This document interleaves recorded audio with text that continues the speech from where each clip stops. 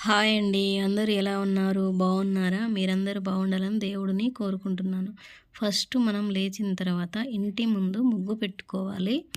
ఆ తర్వాత మనం ఇల్లంతా అలంకరించుకున్న తర్వాత దేవుడికి పూజ చేసుకోవాలి. మనం పెద్ద పెద్ద విగ్రహాలు పెట్టుకున్నా సరే, నార్మల్‌గా పూజ చేసుకున్నా సరే, ఫస్ట్ మనం లేచిన తర్వాత మంచిగా ఇంటి ముందు ముగ్గు పెడితే మన ఇల్లు ఎప్పుడు కలకలలాడుతూ ఉంటుంది.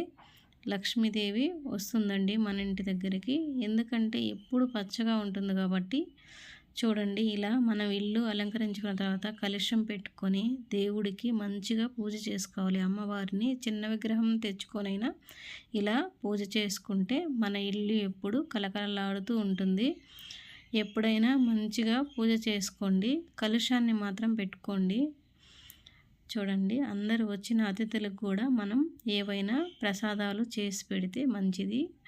మన ఇల్లు ఎప్పుడు మంచి